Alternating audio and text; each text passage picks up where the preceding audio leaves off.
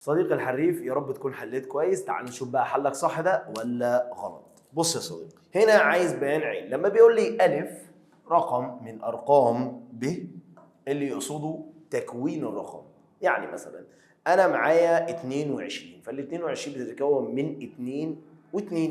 معايا مثلا 13، فال 13 بتتكون من 3 و1.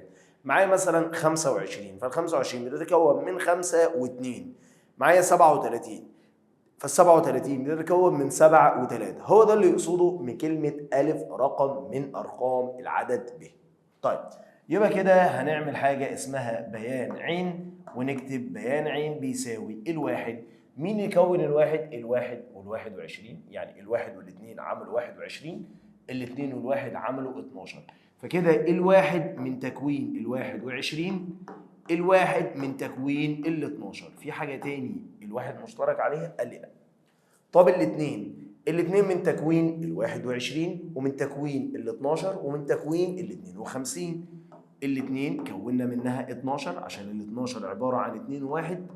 الاثنين كونا منها ال 21، وبعد كده الاثنين كونا منها ال 52. طيب التلاتة، هل في تلاتة هنا أو هي التلاتة مشتركة مع حد؟ قال لي لا. طيب عايز أمثلها بمخطط سهمي. طبعا كلنا عارفين المخطط السهمي كويس جدا.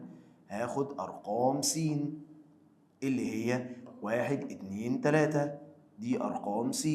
وبعد كده هناخد أرقام ص. أرقام ص اللي هي 21 12 47 52. وكده بعد كده أوصل اللي أنا استخدمته، الواحد والواحد وعشرين، الواحد وال 12. في حاجة تاني؟ قال لي لأ. بعد كده الاتنين والواحد وعشرين، الاتنين وال 12، الاتنين وال 52، والتلاتة ملهاش استخدام. طيب طالما التلاتة ما خرجتش وكمان الاتنين خرج منها 3 أسهم والواحد خرج منه سهمين، يبقى كده يا صديقي من غير ما افكر هتبقى ليست دالة. يبقى كده هنقول له ايه؟ ليست دالة. كده هنقول له ايه؟ ليست دالة. طيب هنا بقى بيقول لك بين الصح، يعتبر ده اسمه زوج مرتب. الزوج بيتكون من 1 و52. في هنا 1 و52؟ لا، يبقى دي خطأ.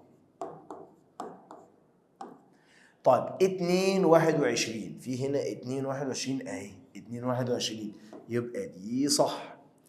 3 و47، في 3 و47 يبقى خطأ. أتمنى تكون حليت السؤال صح صديقي الحريف. استناني في سؤال جديد. سلام عليكم.